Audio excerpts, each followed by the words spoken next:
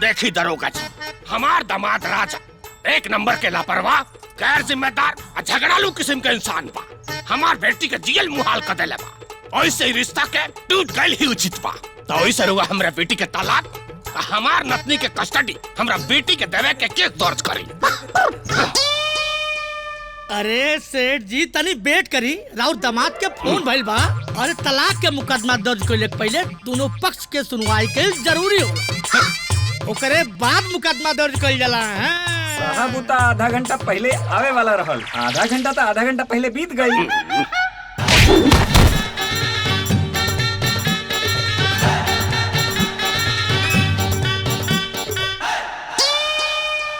अरे बेटी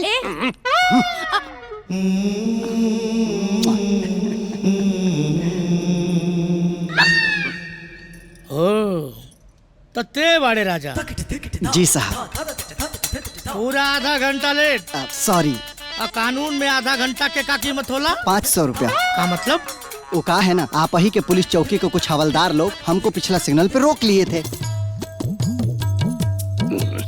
हमरे टैक्सी के सगरो पेपर एकदम सही रहल है। चेक वेक कई लोग करे बादो 500 रुपया लेके छोड़ल हलो। तो हमरे नजर में कानून के आधा घंटा के कीमत 500 रुपया में भइल। अब और तू तोहरा लाज शर्म ना लागल है जे घर के झगड़ा है पुलिस चौकी में लेके चले लू, लाज दिखला के तोके? अभी तो थाना में ही आइल बानी जा, जरूरत पड़ी नू तो ऊपर ले जाए। बुढ़ऊ बड़ा देर में बोलला है, हमहू सोची के इतना देर से चोंच बंद करके कैसे बैठल बड़ा। रउआ इंस्पेक्टर साहब देखा तानी, रउरी सामने बैठ के कहा था ना कि जरूरत पड़ी तो ऊपर तक जाए। माने हेतना बड़ पुलिस चौकी और हेतना मोट इंस्पेक्टर, मतलब इतना बड़ इंस्पेक्टर को कोनो कीमते नहीं खे। देखा तानी महाराज, देखी सेठ जी जाए ऊपर जाए, रउआ ऊपर जाए। अब राव रिपोर्ट हम ना लिखे, कहे कि हमार नाम है सीताराम। हमार तोताराम। अबे चुप, तो क्या 25 साल समझौली? 26 बार। हाँ वो है कि 26 साल समझौली कि सीताराम के आगे तोताराम ना अच्छा लगेगा। सीताराम, अरे तोताराम। अरे हाँ तोताराम, पागल कही ससुरा। दरोगा जी, आई एम सॉरी, हम भावना में बह गए रहिया, लेकिन अब पानी सर के ऊपर से गुजर रहा बा। हमार बेटी ई बेकार इंसान के साथ कब ना रही। तोताराम जी। जी सर जी। जाइए और चौल लेके आइए। ओके सर। और तू बुढ़ऊ हमरा मधु से दूर रहना तो तारा खिया भड़का दे हम, बुझला? खबरदार, अगर हमरे पापा से ऐसे बात कइला तो ये कहे दूर रहिए। तू दूर रहा हमरा से, दूर रहा हमरा से। ठीक बा, दूर रहता नहीं, हम अपन बेटी लेके जाते हैं। चल अपना बेटी के लिए जाता डा, अकेले पैदा कइले बड़ा का? अकेले पैदा नहीं कइले तो का भइल? योगदान तो हमरे ज्यादा बा। वो कैसे? इनके लॉजिक से तो बच्चा पैदा कैले में तुहार कोनो योगदान है ना? हाँ तो इनके लॉजिक से तो बच्चा पैदा कैले में आपके भी कोनो योगदान नहीं है। सारा योगदान आपकी मैडम के बाटे। अरे चुप रहा, तो लोग पूरा मछली बाजार बना ले बाटे यहाँ। चुपचाप कान खोल के सुन ला, दुनिया इधर के उधर हो जाई, लेकिन हमसे हमारी बेटी के केहू अलग नहीं कर सकत, बुझला? दुनिया हिया से हिया धदा, अब ले जाके दिखाओ हमरा बेटी के। अरे इंस्पेक्टर साहब, हमार ना ऐसा लोग के हम जवाब दिहल नहीं चाह, हमार स्टैंडर्ड नहीं है ऐसा लोग का जवाब दिहले का। हम जाता नहीं अपन बेटी लेके। ऐसा कैसे लग चल जाए? टैक्सी से। अरे हमरे कहले मतलब ही है कि हम केस दर्ज करे जाते हैं। अभी केस कोर्ट में चल गया, अभी कोर्ट फैसला करी पहले तलाक के, ओकरे बाद फैसला करी कि बच्ची के करे कस्टडी में रही, तब तक तो बच्ची के छू भी ला सकेला। Court court court. जज साहब, अदालत की कार्रवाई शुरू की जाए। जज साहिबा, जौने अग्नि के साक्षी मान के दूगो अजनबी इंसान ओकर साथ फेरा लेकर के पत्नी पति के पवित्र रिश्ता में बंध जाला, अगर उहे अग्नि यानी कि आग पति पत्नी के रिश्ता के बीच में डाल दिहल जाओ, तब बढ़िया से बढ़िया रिश्ता भी जल के खाक हो जाला। अदालत को साफ साफ बताइए कि आपके और आपकी पत्नी के बीच में आग कौन लगा रहा है? अरे ये बुढ़वा जज साहिबा, ये बुढ़वा। सुन लहनी जज साहिबा, ये 2 कौड़ी के आदमी के जवान। ओए 2 कौड़ी का मत बोलिए हमरा के, 5 फीट 10 इंच हाइट बाटे, 2000 रुपया रोज कमानी के उनकी बाप से मांग के ना खानी। हाँ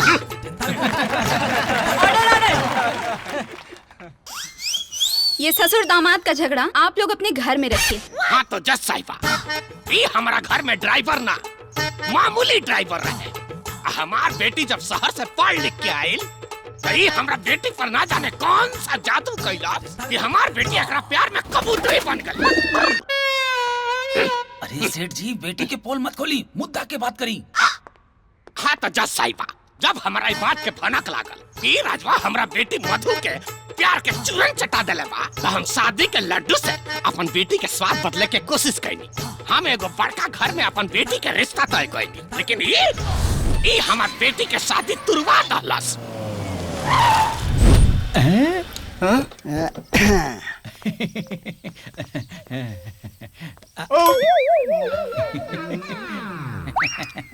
के बड़ा तो बाबूजी, आप भी ना पहचाने ला ना? अरे अपना मधु के रिश्तेदार में कोनो भाई हुई, खुशी में मिठाई खिला रहा बा। ओरिजिनल छेना के मिठाई बा। अब मिठाई तो तुम ठीक पहचाने हो बेटा, लेकिन रिश्ता पहचानने में थोड़ा सा कंफ्यूज हो गए। हम मधु का भैया ना सैया है रे, वो ओरिजिनल वाला। का बकवास करत तारे तो? बकवास नहीं की कर, सबूत देखा बुढ़ऊ।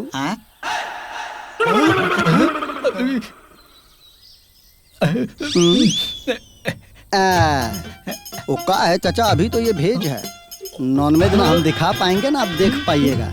काहे से कि उसमें डायरेक्ट है कि सैया जी दिलवा मांगे ले। अब अगर हिम्मत देखी जज साहिबा, हमार बेटी के ले गए 1 पीस में और लेके आए 2 पीस में। 2 पीस में? मगर आपकी बेटी तो जिंदा है। मर्डर का झूठा इल्जाम लगा रहे हैं। 2 महीने के लिए जेल भिजवा दूंगी। अरे जज साहिबा, 2 पीस मतलब हमार बेटी के अकेले भगा के ले गए और लेके आए एगो बच्ची का माई बना के। माई बच्ची 2 पीस। ऑर्डर ऑर्डर ऑर्डर, आगे बोलिए। जज साहिबा, अपन नवासी के मुंह देख के हमार मन पिघल गई। हम सोचनी कि हम ही समझौता कर लेता नहीं। हम एकरा घरे गई, एकरा के घर जमाई बने के ऑफर देवे, साथ में घर, गाड़ी, बंगला, बिजनेस सब कुछ देवे के ऑफर दा। लेकिन ये 2 कौड़ी के ड्राइवर अपन ईगो और घमंड में हमार ऑफर के ठुकरा दल। फिर कहा तानी 2 कौड़ी का मत बोला हमके। अरे जब इन्होंने बोल दिया है कि ये 2 कौड़ी के नहीं है, तो बार बार आप इन्हें 2 कौड़ी के क्यों बोल रहे हैं? अगर ये आपको बार बार बुढ़ा बोलेंगे तो चलेगा आपको? सॉरी। नेक्स्ट।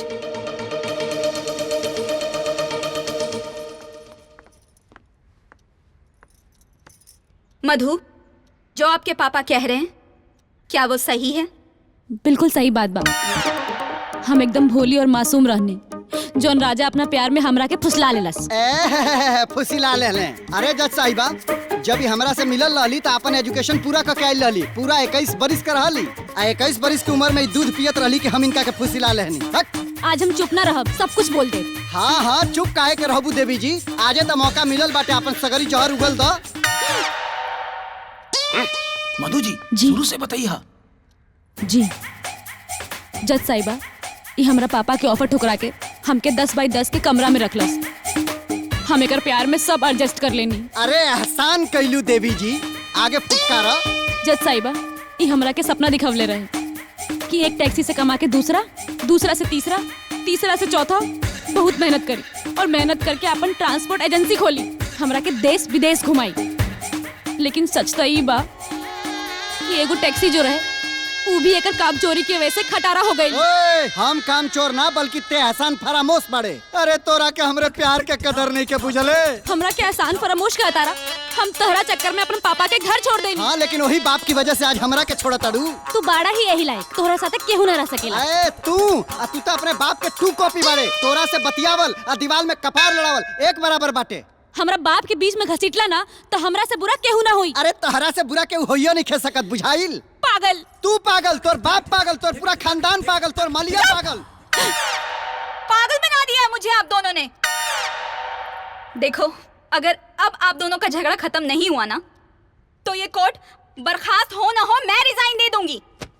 सॉरी जज साहिबा, हम कभी शिकायत ना कईनी, लेकिन जब हमारे बेटी पैदा भइल तब हम समझौता ना कर पैनी।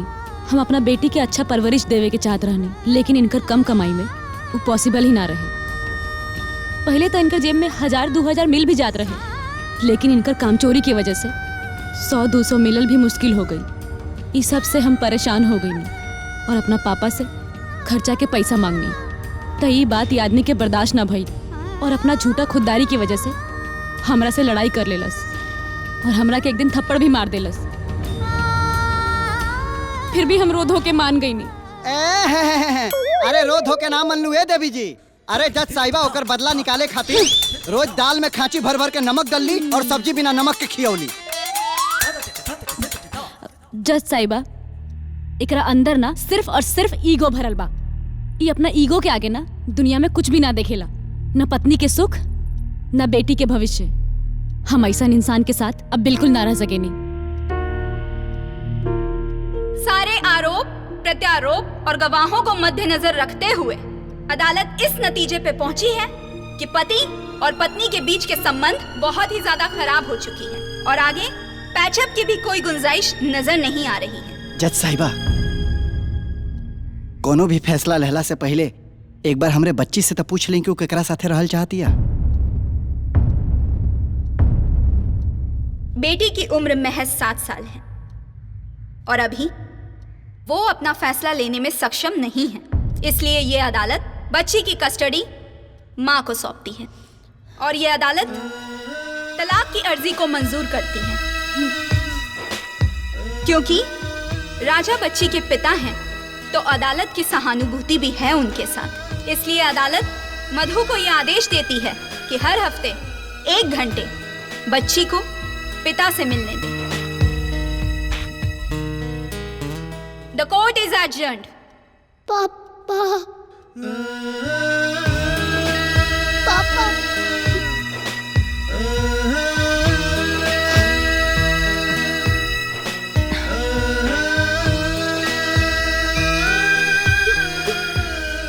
पापा पापा हम तोरी बिना ना रह पाए पापा। तोहर पापा भी तोहरे बिना ना रह पाई हैं। टाइम से खाना खा लिया और रोई मत।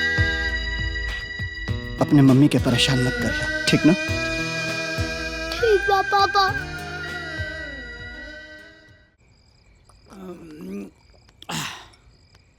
चल गो जा।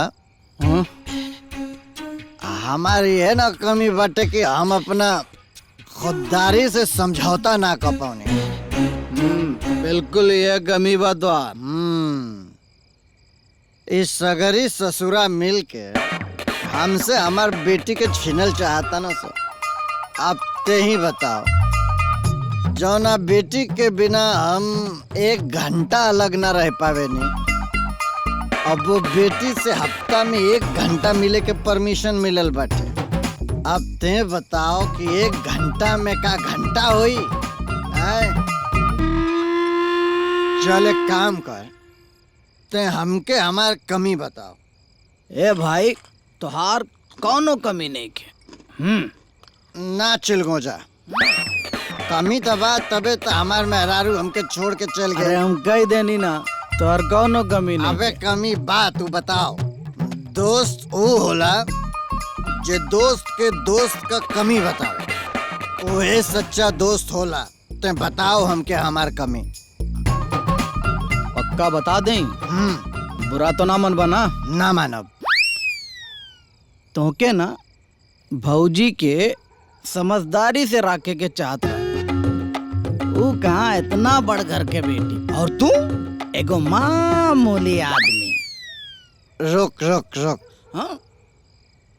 ते हमके मामूली आदमी कहले, हमके बुरा ना लागल। ना लागल ना।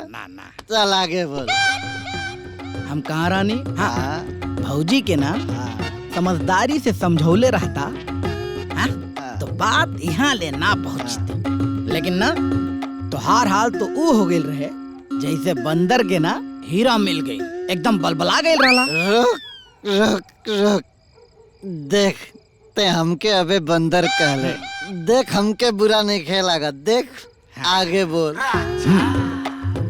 केहू सच कहले बा, अगर लंगूर के ना हूर मिल जाला तो ऐसे होकर कदर ना होला।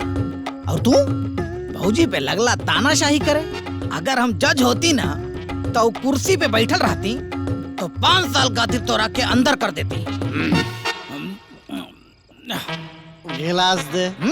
हमार वाला? हाँ। ला। तनी खड़ा हो खबे। अच्छा खड़ा हो। ठीक है, ला खड़ा हो। हमारे दुआरी पर बैठ के हमार दारू पी के ते साला हमरा के मामूली इंसान बंदर अलंगूर कहतड़े। अरे साला हमरा के हमार कमी गिनावा तड़े कि अपन भड़ास निकाला तड़े रे। अरे तू ही तो काले राला कमी बतावा। अरे तो कमी बतावे के कहले रानी, भड़ास निकाले के ना कहले रानी रे। हमसे हमरा बेटी के अलग करे वाला ससुर इनके बेटी के सॉरी उनका औकात न देखौनी तो राजा हमार नाम का नाम राजा राजा हमार नाम राजा। गैस सिलेंडर फटने से 51 साल के आदमी की मौत। अरे बाप रे, पहले का जमाना में माटी के चूल्हा ही ठीक रहता है। गैस से हमरा बड़ा डर लगेला। नानू हमके भूख लागल बा, हमनी खाती गैस पर दूध गरम कर जाना। गैस गुड़िया, तहार मम्मी कहाँ पड़ी? मम्मी योगा करे गई बाड़ी, ओकरी बाद जिम जाई, ओकरी बाद डांस करे जाइए, तबले काम भूख से मर जाई। ठीक बा, देखा बेटा, हमरा गैस से बड़ा डर लागेला। हमरा गैस जरावे भी ना आवेला। अच्छा रुको। दीना, दीना। जी मालिक। जी मालिक। ए, गुड़िया खातिर गैस पर दूध गरम करता, एकरा भूख लागल बा। मालिक, हमारा कहाँ गैस जलावे आवेला। मालिक, गुड़िया बेटी के देखभाल के खातिर एगो काम वाली काहे ना रख लेती। अरे मालिक, गुड़िया के देखभाल भी हो जाए और घर के बाकी सब काम भी हो जाए। हमारे गांव के एगो चाची बाड़ी, उनकर मर्द चरित्रहीन बा, दूसरके के चक्कर में उनकर निकाल देले। पर चाची बहुत नेक दिल बानी। पराया धन पराया मर्द ढेला बराबर बूझे नहीं। ठीक बा, बुला लो नौकरानी के। लेकिन ओकरा के काम पर रखे से पहले जांचेम परखेम, ओकरा बादे काम पर रखेम। ठीक है मालिक।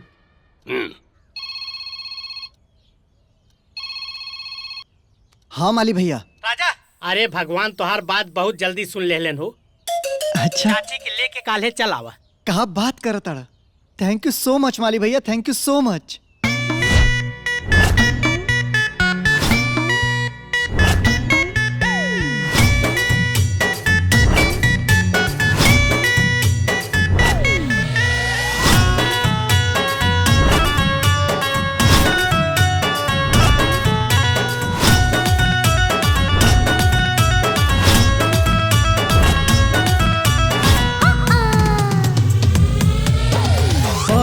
फरहर छरहर बाड़ी लमहर चाची नंबर 1। बड़ी फरहर छरहर बाड़ी लमहर चाची नंबर 1। बाइक हम रख दे दी। नमस्ते सेठ जी। का नाम है तहार? शांति देवी। आधार कार्ड बा? आधार कार्ड भी बाटे, लेकिन हमरा नजर में आधार कार्ड से ज्यादा जरूरी विश्वास कार्ड होला। विश्वास कार्ड? अरे हमरा लगे तो खाली आधार कार्ड बा। ये विश्वास कार्ड कब से बने लागल? अरे सेठ जी, विश्वास कार्ड के मतलब होला विश्वास के रिश्ता।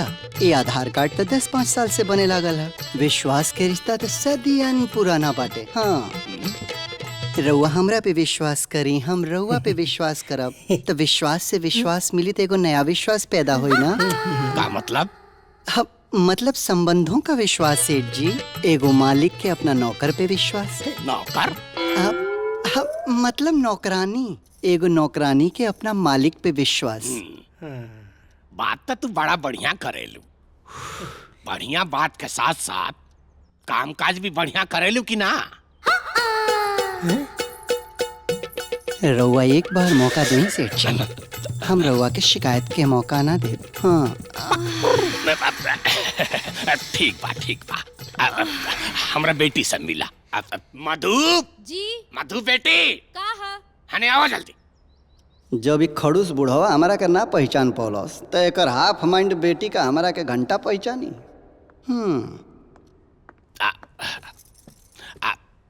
हई शांति हई।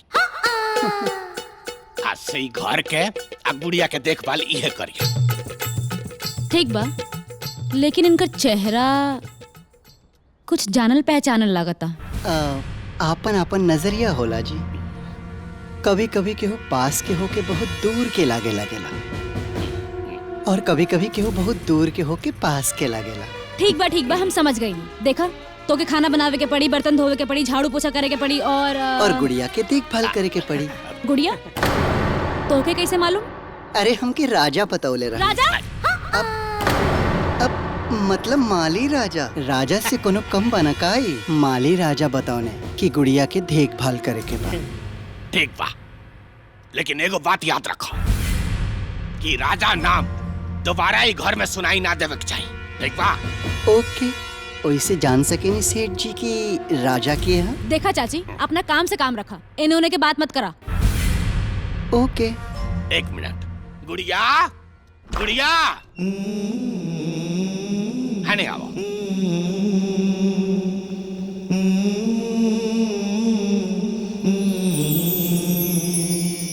है शांति चाची शांति है।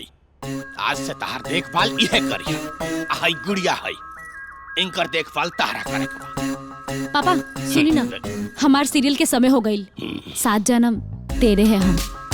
तो रहुआ ये सब देख ली, हम सीरियल देखे जाता नहीं। इनकर आपन तो 1 जन्म संभाल ले नहीं जा, 7 जन्म संभारे चलल बड़ी टीवी सीरियल के। शांति जी, हर बात विचार तो बड़ा उत्तम बा जी। अपना हाथ से ऐसा ने उत्तम चाय बना के हमरा के पिया दो, तो तारा हाथ का स्वाद भी पता चल जाए। जी सेठ जी, अभी बना देता नहीं। ठीक बा। दीना, हाँ चाय बनावे जाता नहीं, पियबा? हाँ, लेकिन हम घर में ना रहिला, हम बाहरे रहिला। तोहरा खातिर हम बाहर लेके आ जाए। इंतजार करब हम। ओके। पुना,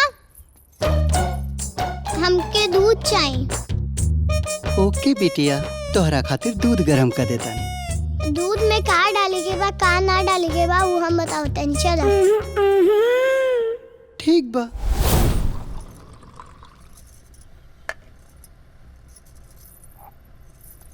ई रहल तोहरा खातिर गरम गरम दूध। पापा, तोके तो पता बा ना हम बिना शक्कर के दूध ना पिए नी।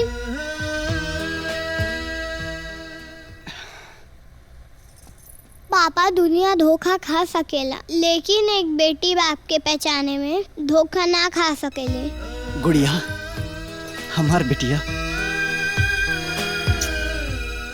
हमके पहचान गईलू बेटी। हाँ। अच्छा सुनो, ये बात केहू के ना पता चले कि हम तोहर पापा हैं। ए राज के राज रह दिया, ठीक बा? डन पापा, बैक स्टॉप लग। मेरा बच्चा, मेरी बिटिया।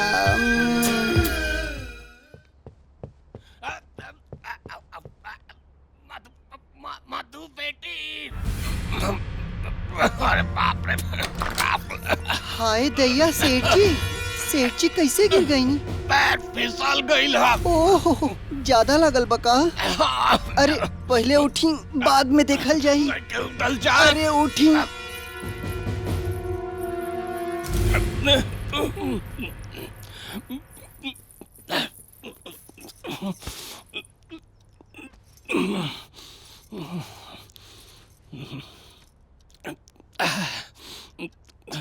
मधु, मधु आवे जा।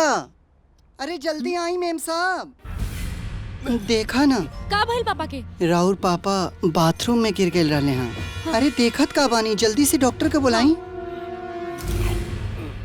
हेलो जी। हाँ डॉक्टर साहब जी बोलिए। आप जल्दी से घर आ जाएं।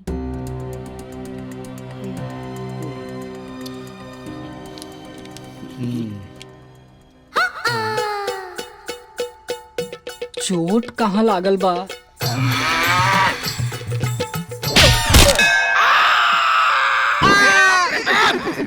कैसे डॉक्टर हुआ? यहाँ ने खला कर बुआ लगा। ओके ओके ओके ओके ओके ओके, हाइला पकड़ा।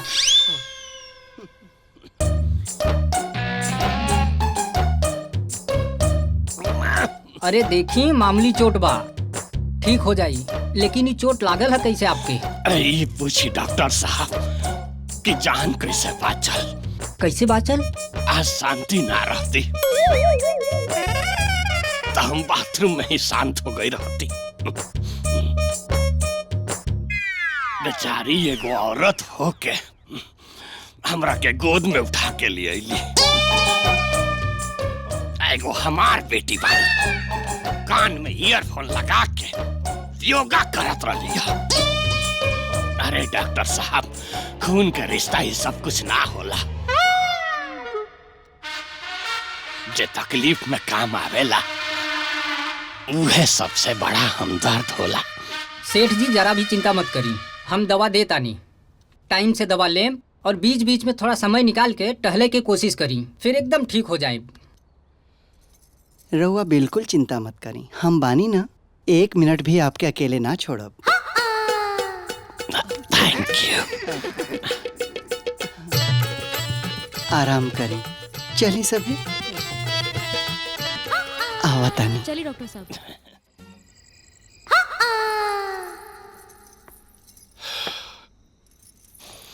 दूध पी ले सेठ जी सोते से पहले। Good night. रुको शांति जी, तहरा से को बहुत जरूरी बात करे के बा। कहीं ना? यहाँ आवा ना, बैठा। हाँ।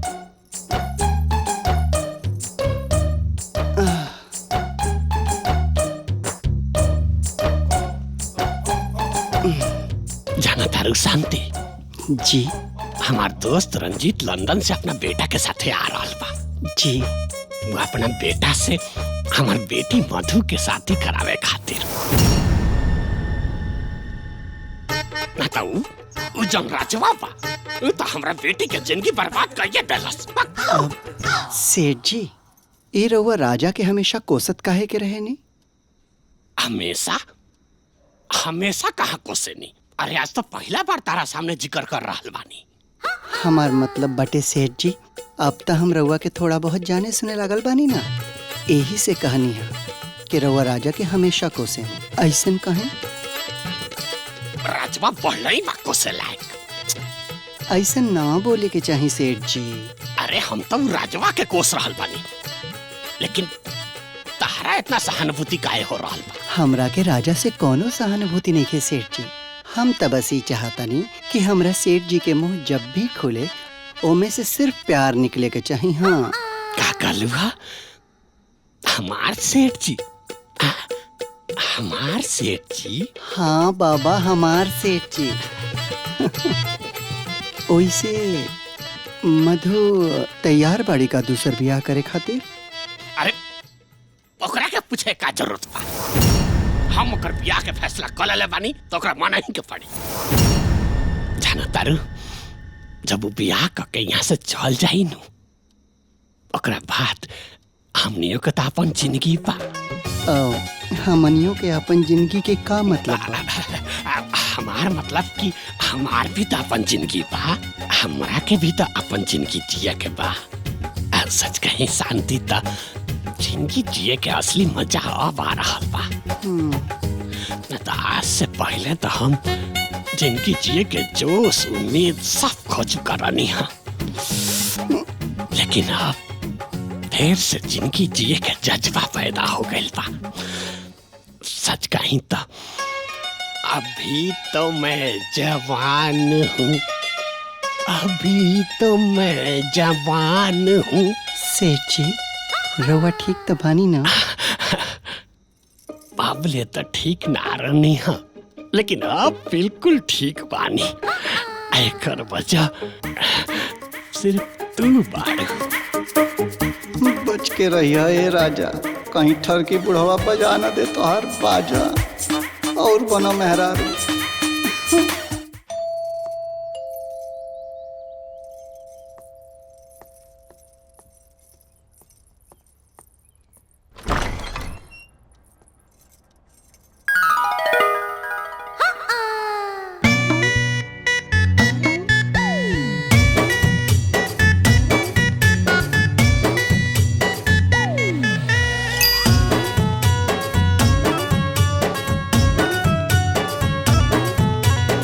बड़ी ही फरहर छरहर बाड़ी लमहर चाची नंबर 1 बड़ी ही फरहर छरहर बाड़ी। के बानी रहुआ लोग? I am Ranjit from London. मैं घनश्याम का दोस्त हूँ। ओह, तो आप हैं रंजीत जी, सेठ जी के दोस्त। ओह माय गॉड, तुम हमारे बारे में जानती हो? हाँ, वो का बाना सेठ जी से दिन रात आप सबके बारे में सुन सुन के हमार कान पक गइल बा। मतलब कान पवित्र हो गइल बाटे। जी so gorgeous. By the way, तुम कौन हो? नौकरानी शांति देवी। अब आई ना, चाय नाश्ता कर लें। आई। बड़ी ही फरहर छरहर बाड़ी लमहर चाची नंबर 1 बड़ी ही फरहर छरहर बाड़ी। आई एम सो सॉरी बेटे। अरे रंजीत जी, वहाँ का खड़ा बानी, आई। Come on.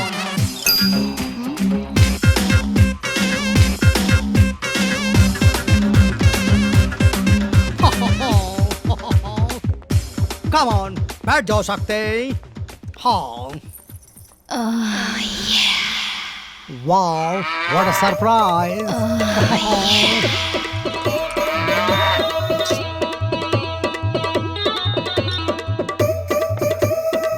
ओए रंजीत, Wow, घनश्याम। अरे ई तो बतौले रहला कि तू आई बा, लेकिन ऐसे अचानक आ जाई बा, ई ना बतौले रहला। सरप्राइज माय फ्रेंड। जो मजा सरप्राइज देने में है वो बता कर आने में नहीं हो। तू आजो ना बदलला। हमरा के तारा से एगो राय लेवे के बा। का? तू शक्ति के तो देखला ही बाड़ू। मधु आप शक्ति के जोड़ी कैसन रही? ये बात आप मधु से ही पूछ लेना। अच्छा ठीक बा, अब तू कहतारू तो हम मधु के भी राय ले ले, लेकिन फैसला हम उनका पर ना छोड़ा। मधु के तो जौन होके के होई तन होइए जाई। तार फ्यूचर प्लान का बा? हम कुछ सोचा नहीं ना। ता सोचा ना, अभी तार उम्र ही का बा, इतना लंबा जिंदगी पड़ल बा। संध्या बेला में एगो साथी के जरूरत महसूस होला। तू सोचबू तो बहुत कुछ दिखाई दी। अच्छा सेठ जी, हम चलता नहीं। हाँ। हाय दैया, सेठ जी प्लीज हमरा के छोड़ दी, प्लीज। अरे शांति, तनी एक बार पिछवा तो मुड़ के देखा।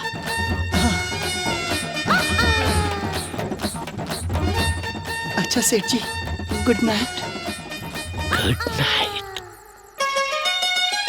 शांति, हमार भोला सनम। भगवान, हमरा ललिता के तो बहुत पहले छीन लला। हम तारा से कबो शिकायत ना कैनी।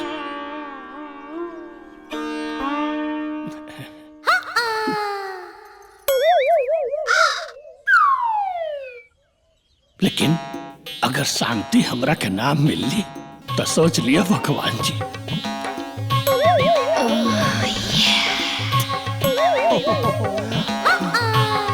तारा पर से हमार भरोसा उठ जाए, प्लीज भगवान जी।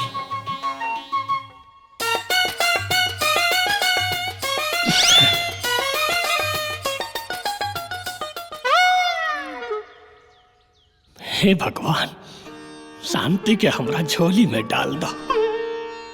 मधु। हाँ? आई एम सॉरी, वो दिन बहुत गलत सलत बोल दे रही तेरा बारे में। इट्स ओके, पर आगे से ध्यान रखिए। अरे तू बतौलू ना डिसीजन। कौन बात? शादी के बारे में कुछ बताए वाला रहलू ना। हाय का लड़की भी है गुरु। ई का बदतमीजी है? सच कह ले रे, एकरा देख के तो हमारा मुंह में पानी आ गई। Bloody rascal, get lost. वरना कसम कबूतरी का ऐसा पंच मारब ना साला जमीन सूंघा दे तोरा। मरबे ते मरबे मार मार ना।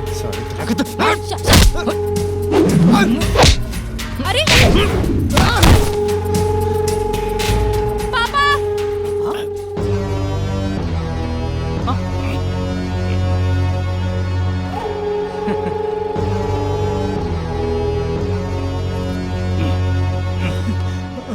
What is this बेटा?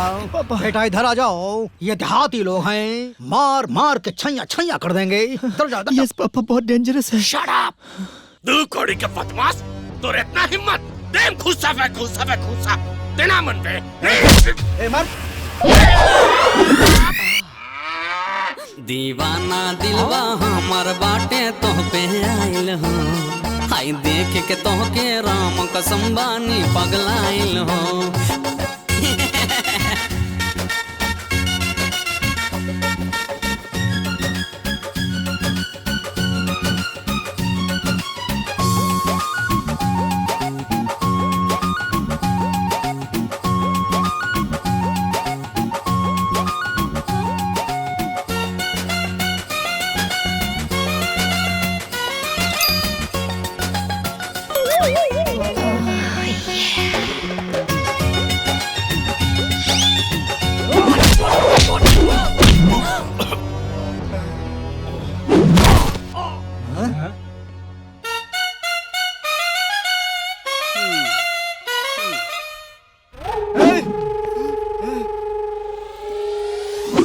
कमरिया पतर पतर उठवा किस कारी गजरा। What a surprise! बड़ी फरहर छैया छैया।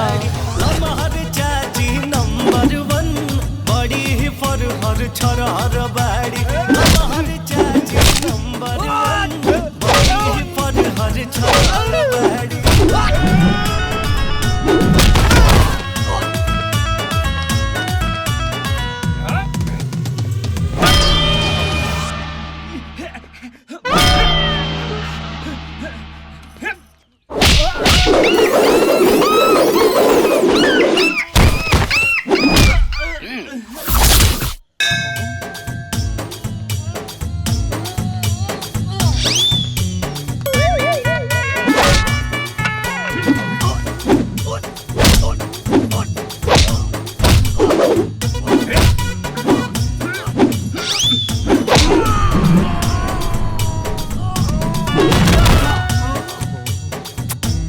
छैया छैया।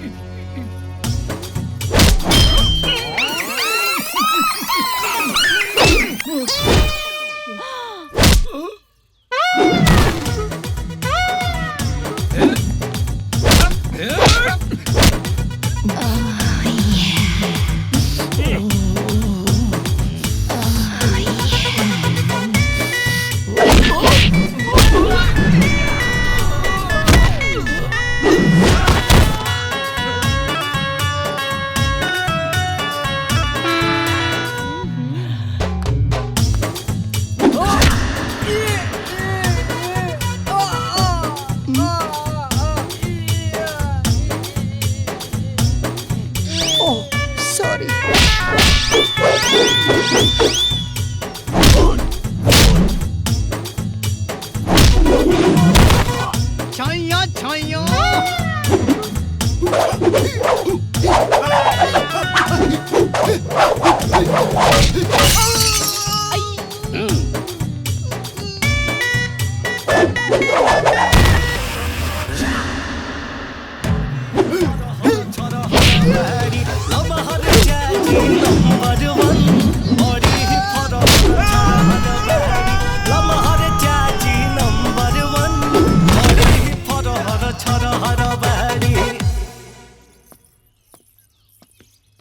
जबरदस्त पिटाई। पापा पापा पापा पापा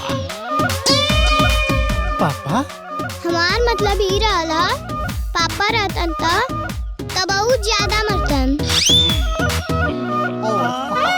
लेकिन चाची बाड़ी तो बहुत कम मान लिया। Yes, so sweet. छाया छाया। अब चलें सभी। चलो शांति। सेठ जी, आंख बंद करके हाथ आगे करा। हाय दैया, वो कहे के? प्लीज। ओके।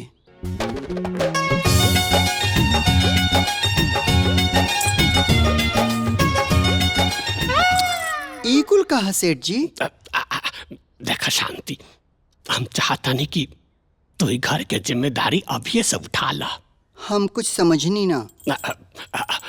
देखा, हम साफ साफ कहे के चाहता नहीं, हम तारा से प्रेम करे नहीं। हाँ? तारा से ब्याह कर चाहता नहीं। ये कैसन बात करत नहीं सेठ जी? लोग जमाना का कहे? शांति, लोग के जमाना के जौन कहे के बा कहे तो, उससे भी सच्चा प्यार करे वाला जमाना के परवाह ना करेला। हमारा तहार ब्याह हो के रही। केकर शादी के बात कर रहल बड़ा पापा? अभी हम ब्याह खाते तैयार नहीं की। तब मत रहा, वैसे भी तहार ब्याह के बात नहीं हो। हम अपन आज शांति के ब्याह के बात करता नहीं। ये उम्र में शादी पापा? कैसन बात करता नहीं रहुआ? का उम्र? अभी तो हम 50 में प्रवेश कैले बानी। देखा पापा, हमें शादी ना होके दे। कान खोल के सुन ला मत। केहू के रोकला से अभी ब्याह ना रुकी। हमारा शांति के ब्याह हो के रही। और कान खोल के तू भी सुन ला पापा, हम ये ब्याह ना होके दे तो ना होके दे। चुप करा। तू कहू हमारी जिंदगी में दखल देवे वाला।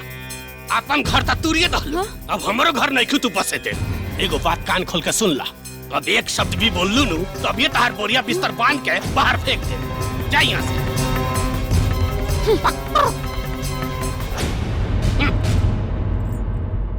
शांति, हम पंडित जी से बोल के ब्याह के दिन उतरवावता नहीं। Thank you.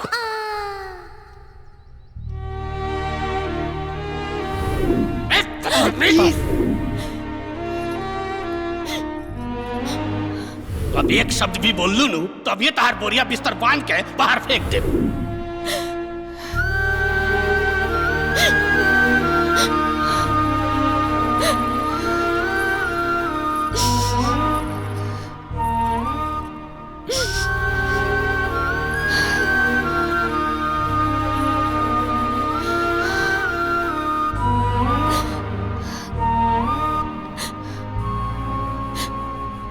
मालकिन, कसम से बतावता नहीं, हमके बिल्कुल भी पता ना रहा है कि सेठ जी शादी के सपना कब से सजा के बैठल बानी। हम तो जब से सुन ले बानी खुद बहुत हैरान बानी। हाँ, हम क्या अब हमारे पापा से कोनो मतलब नहीं के चाची।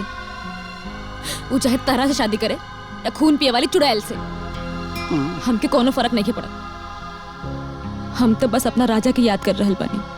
करहु के चाहिए। अरे ठरकी बुढ़ा के का भरोसा बटे? अब हमार मतलब बटे सेठ जी के का भरोसा बा? का पता कब कोने मेहरारू पर दिल आ जाओ आ ले आके घर में बैठा दे और आपके धक्का मार के रोड पर निकाल दे। तो सर छुपावे खातिर राजा की जरूरत तो पड़बे करी ना। शट अप चाची, तू का हमरा के इतना गिरल समझत बाड़ू कि हम बस अपना फायदा खातिर राजा के याद करब? सॉरी, हम कुछ समझनी ना। हम राजा के तलाक देके बहुत बड़ गलती कर देनी चाची। अरे ऐसा काहे कहत अड़ू तू ही तो कहत रहलू कि रजवा तो के गरियावेला मारेला। ऐसा लड़का तो सच में कुत्ता और कमीना होना साहब। राजा की गाली मत दा। वो पति पत्नी के बीच होके वाला आम झगड़ा रहे। ऐसा झगड़ा तो पति पत्नी के बीच में रोज होला और रोज सुलझ भी जाला। और ऐसा छोट छोट बात पर पति पत्नी के तलाक होके लागल तो सब पति पत्नी के तलाक ही हो जाए। सच तो ई बा चाची कि भले राजा हमसे लड़ाई झगड़ा करत रहलन, लेकिन हर बार उन्हें हमके मनावत रहलन। तू सही कहत रहलू चाची कि ससुराल से बिगाड़ हो जाओ या प्यार करे वाला पति से अलगा हो जाओ, मायका का कोनो भी जगह इज्जत ना होला। लेकिन हम अपन नादानी में राजा के तो दुख पहुंचौली ही। तलाक लेके उनकरा के गुड़िया से भी दूर कर देनी। अब जब तोहरा के तोहरा गलती के एहसास हो गइल बाटे और राजा से प्यार भी करेलू त कल करवा चौथ हवे, करवा चौथ के व्रत कहला। का पता व्रत के पुण्य प्रताप से राजा तोहरा के मिल जाऊं। चाची का करवा चौथ में इतना ताकत होला? अरे बहुत ताकत होला। सावित्री अपना सती व्रत से पति के प्राण जीत ले रहली यमराज से। तू तो सिर्फ राजा के जीते जातड़ू। ठीक बा, तो हम ये व्रत जरूर रखब। बाप के आईना दिखावते पति खूबी का खान नजर आवे लागल। यह बतिया पहले समझ गई रहती तो इतना महाभारत ना भइल रही। चक्कर से पैदल बकलो लड़की। कुछ कहलू हा का? अब ना, हम तो यही कहत रहनी है कि अब जब मानिए गइल बाड़ू तो राजा के फोन कला।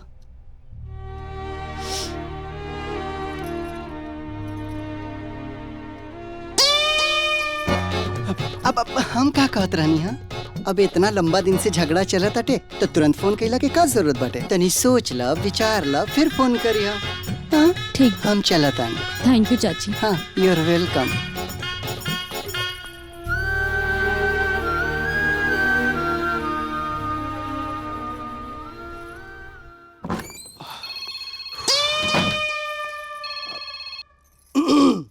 हेलो राजा, हम मधु। कैसन बाड़ा? तोहरा से का मतलब? फोन काहे कैलू है? आई एम सॉरी राजा, I am so sorry. Oh sorry, ये सॉरी का नया नाटक का बाटे? अनजान मत बना राजा, हमके हमार गलती के एहसास हो गइल बा। ओ हो, ये गलती के एहसास भइला खातिर कोनो ट्यूशन व्यूशन रखलू है का? ताना मार रहल बड़ा,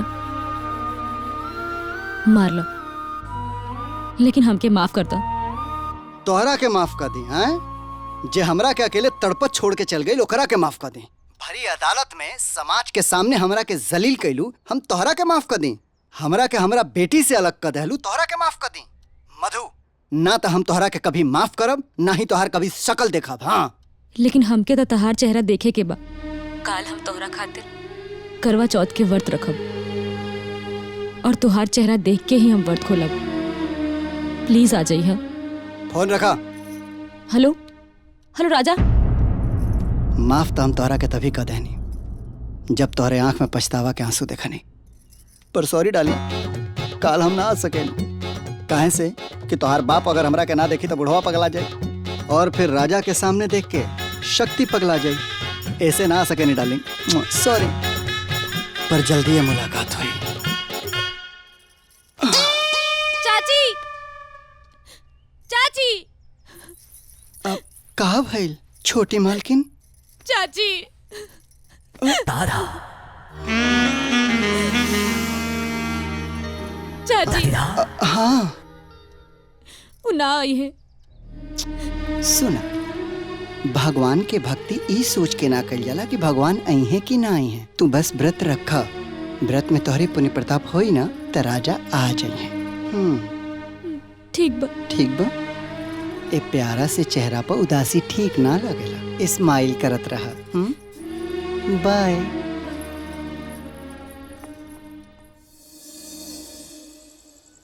चाची, हम तो उनकरा के देखे के चाहत रहनी है, तू काहे आइलू है? अरे हम तो ऐसे आई नहीं कि तू अपना पति के देख सका। का मतलब? एक मिनट, ये देखा। लेकिन ये फोटो तोरा के कहाँ से मिलल है? ये फोटो हमरा के हमनी के बेटी दहला से है। अब हमार मतलब रहला तोहार बेटी हमरा के दहला से है।